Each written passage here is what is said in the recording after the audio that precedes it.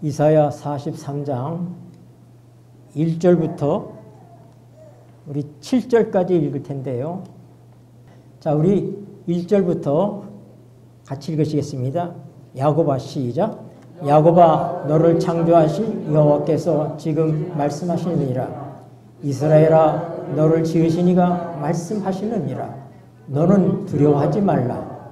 내가 너를 구속하였고 내가 너를 지명하여 불렀나니 너는 내 것이라.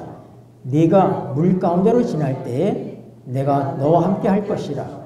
강을 건널 때에 물이 너를 침몰하지 못할 것이며 네가 불 가운데로 지날 때에 타지도 아니할 것이요 불꽃이 너를 사르지도 못하리니 대저 나는 여호와 내 하나님이요 이스라엘의 거룩한 이요 내 구원자임이라. 내가 애굽을 너의 속량물로 구스와 스바를 너희 대신하여 주었노라. 내가 내 눈에 보배롭고 존귀하며 내가 너를 사랑하였은즉 내가 내 대신 사람들을 내어주며 백성들이 내 생명을 대신하리니 두려워하지 말라. 내가 너와 함께하여 내 자손을 동쪽에서부터 오게 하며 서쪽에서부터 너를 모을 것이며 내가 북쪽에서 이르기를 내놓으라. 남쪽에게 이르기를 가두어두지 말라. 내 아들들을 먼 곳에서 이끌며 내 딸들을 땅끝에서 오게 하며 내 이름으로 불려지는 모든 자 곧 내가 내 영광을 위하여 창조한 자를 오게 하라. 그를 내가 지었고 그를 내가 만들었느니라. 아멘. 한 번은 미국의 유명한 무디 목사님, 여러분 무디 목사님에 대해서 많은 얘기를 들어보셨죠? 영성의 거인이신 무디 목사님이십니다. 그는 많이 배우지 못하신 분이셨지만은 그가 구두를 깁는 그런 기술을 갖고 있는 사람이었는데 그 하나님께 자기 자신을 바친 다음에 하나님께서 그에게 크게 역사하셨습니다. 그래서 무디 목사님이 한번 전도회를 열면 사람이 구름대처럼 모여들었어요. 뉴욕에서 만약에 집회를 한다 그러면은 특히 뉴욕에 있어서의 가장 좋지 않은 지역인 할렘가에는 거기는 많은 창녀들이 살고 술집이 있고 또 그리고 이 포주들이 아주 극악한 포주들이 있는 그곳인데 할렘가 가까이에서 집회를 하면 할렘가가 문을 닫을 지경이었어요. 왜냐하면 그 술집에 있는 주인들이 포주들도 전부 전도회장으로 향하고 그 창녀들도 전부 전도회장에 나와서 회개하고 하나님의 백성이 되는 이런 놀라운 기적을 하나님께서는 이 우리 모디 목사님을 통해서 이루셨습니다. 그런데 그가 한 번은 하나님을 전혀 믿지 않는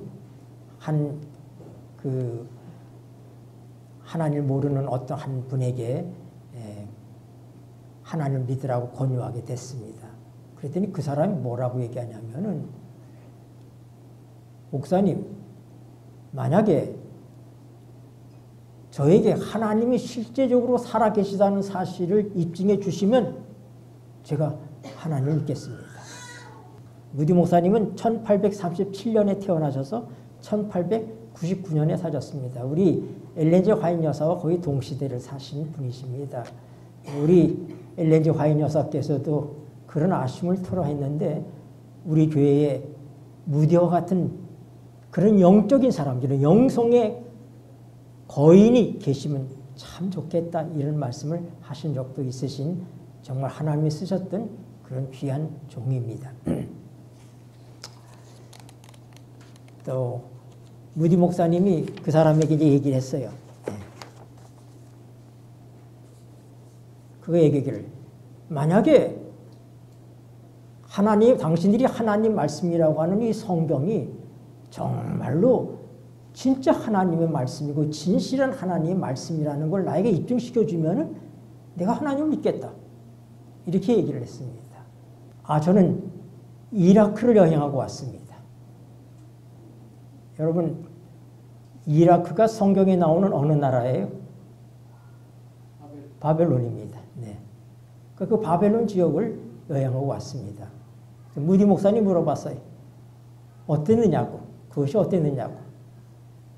이 사람이 얘기합니다. 목사님, 말도 마십시오. 거기는 아무것도 없는, 그 화려했던 바벨론의 모든 것들은 아무것도 없고 완전히 황폐되어 있습니다. 거긴 사람도 살지 않고 짐승들도 오히려 거처가 없을 정도로 그렇게 아주 황량하고, 제가 보니까 어떤 사람들이 그곳에 와서 옛날에 바벨론의 큰 영화를 생각하고 통곡하고 우는 모습을 보았습니다. 서툰 영어로 다 얘기하면은 들을 사람 몇 사람이 될 수 있을지 모르겠어요, 여기서. 네. 무디 목사님 물었어요. 거기 어떻습니까? 그렇게 얘기했더니 그가 대답하기를, 그때 무디 목사님 얘기했습니다. 자, 그럼 우리 한번 성경을 찾아봅시다. 이사야 13장입니다. 이사야 13장 20절부터 읽겠습니다. 20절부터 22절까지 그곳에 읽겠습니다. 시작. 그곳에 거주할 자가 없겠고 거처할 사람이 대대에 없을 것이며 아라비아 사람도 거기에 장막을 치지 아니하며 목자들도 그곳에 그들의 양떼를 쉬게 하지 아니할 것이요 오직 들짐승들이 거기에 엎드리고 부르던 짐승이 그들의 가옥에 가득하며 타조가 거기에 깃들이며 들량이 거기서 뛸 것이며 그의 궁성에는 승냥이가 부르짖을 것이요 화려하던 궁전에는 들깨가 울 것이라.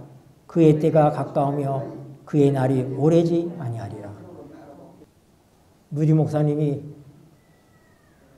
이 사람에게 이 성경을 읽어주었을 때 그가 갑자기 손뼉을 딱 치면서 목사님 맞습니다. 이 성경 말씀 그대로입니다. 제가 본 그 모습이 바로 그 모습입니다. 네, 그 사건 이후에 이 사람은 성경을 믿고 하나님을 믿게 된 것입니다. 하나님의 말씀은 진리입니다. 진실합니다.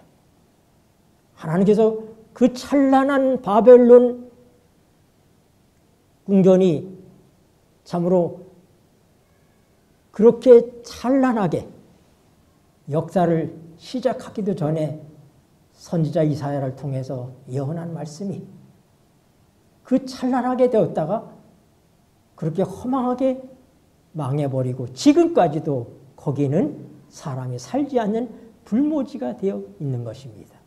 하나님의 말씀은 진실한 것입니다. 네. Word of God is the truth. 그런 바로 하나님의 말씀을 우리가 가지고 있습니다. 우리는 이 하나님의 말씀을 조금 전에 읽었습니다. 이사야 43장 1절에 뭐라고 말씀하십니까? 하나님께서 이렇게 말씀하십니다. 야곱아, 다시 이사야 43장으로 돌아가십시오. 야곱아, 너를 창조하신 여호와께서 지금 말씀하시느니라. 이스라엘아, 너를 지으신 이가 말씀하시느니라. 누가 말씀하신다고요? 네, 하나님께서 말씀하십니다. 그는 첫 번째로 뭐라고 얘기하냐면은 야곱아 하고 얘기합니다.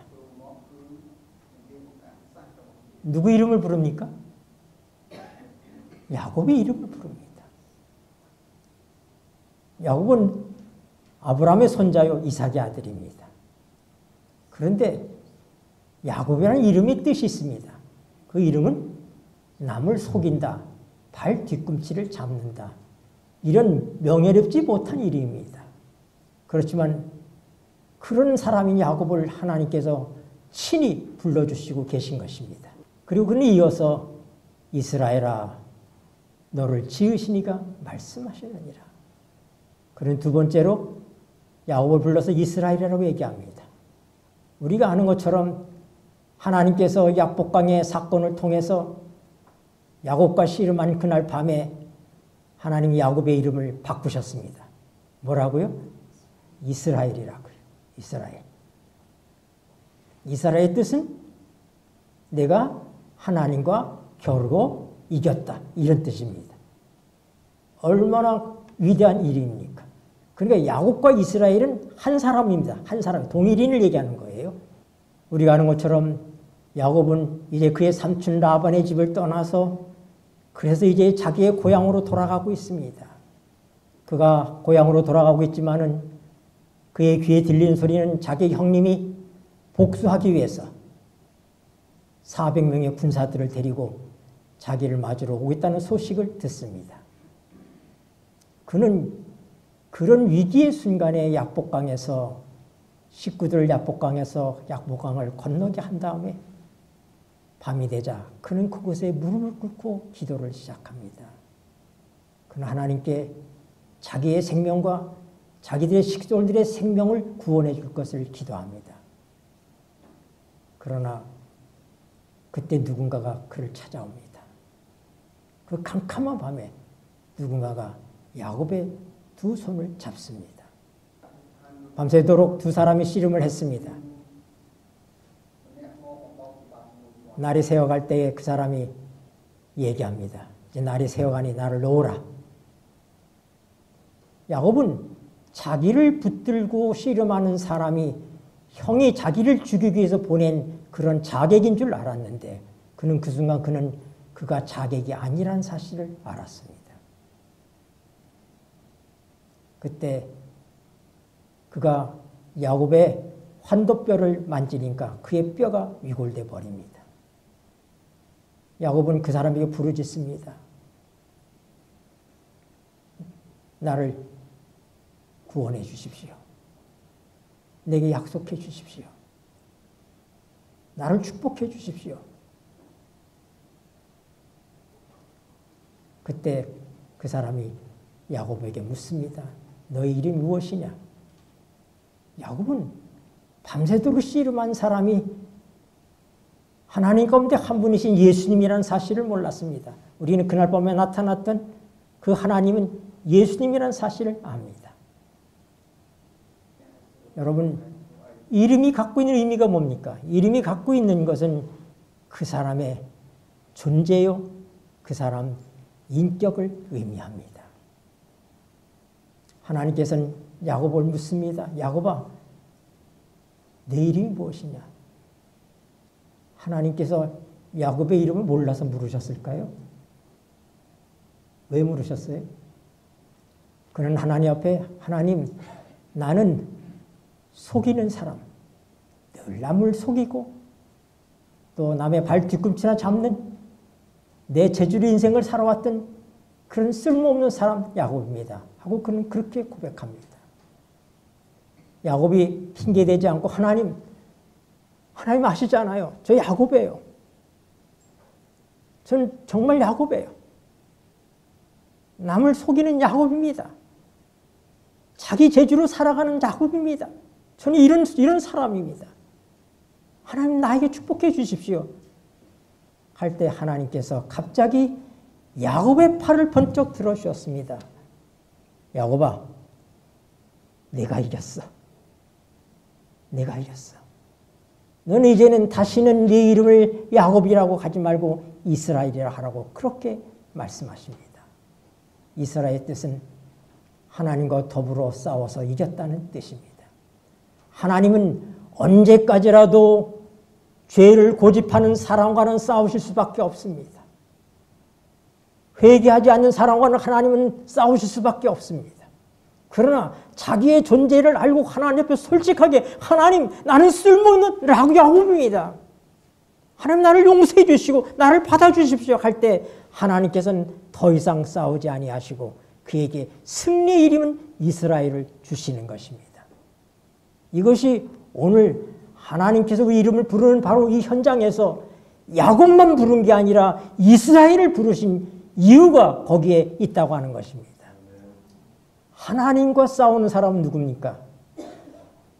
회개하지 않는 사람, 자기 재주로 살아가는 사람, 하나님을 의지하지 않는 사람은 하나님과 싸우는 사람입니다. 그러나 우리가 우리의 싸움을 포기하고 우리가 하나님 앞에 두 손을 번쩍 들고 하나님, 나는 야곱입니다. 난 이런 존재입니다. 하고 가면은 하나님께서 오히려 우리를 받아주시고 우리에게 이스라엘이라는 승리의 이름을 주신다고 하는 것입니다. 네. 여러분, 하나님의 말씀은 진실합니다. 하나님께서 이렇게 부른 사람에 대해서 어떻게 말씀하시고 계십니까? 4절에 보면은, 2절에 보면은, 네, 1절 후반부, 너를 지으신 이가 말씀하시니라 너는 두려워하지 말라. 내가 너를 구속하였고 내가 너를 지명하여 불렀나니 너는 내 것이라. 여러분, 야곱아, 이스라엘아, 이렇게 지명하여 부르신 하나님은 오늘도 우리의 이름 석자를 지명하여 부르시는 하나님이신 것을 믿으시게 되길 바랍니다. 하나님 우리를 부를 때 얘들아, 여러분 이렇게 부르는 것이 아닙니다. 하나님은 우리를 지명하여 부르시는 것입니다. 오늘 여기 앉아 계신 여러분들은 하나님께서 여러분들을 지명해서 부르셔서 이곳에 오셨다는 생각을 갖게 되시기를 바랍니다. 하나님께서 여러분들을 사랑하시기 때문에 이름으로 부르시고 그 이름으로 부른 사람들에게 하나님께서 보증해서 이렇게 말씀하십니다. 3절에 2절에 내가 물 가운데로 지날 때에 내가 너와 함께 할 것이라. 강을 건널 때에 물이 너를 침몰하지 못할 것이며 내가 불 가운데로 지날 때에 타지도 아니할 것이요 불꽃이 너를 사르지도 못하리. 여러분, 우리는 수많은 강을 만나는 것처럼 수많은 바다를 건너야 되는 것처럼 우리의 살아가는 앞길에는 많은 물들이 우리의 삶의 장애물로 다가옵니다. 죄악이 홍수처럼 우리에게 밀려옵니다.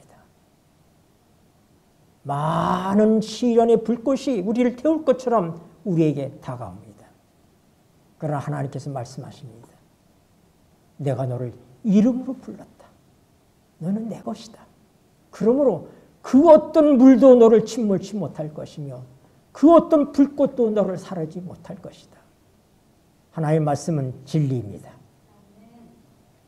진리이신 하나님께서 그의 말씀을 통해서 오늘 우리에게 분명하게 말씀하십니다. 내가 너를 이름으로 불렀다.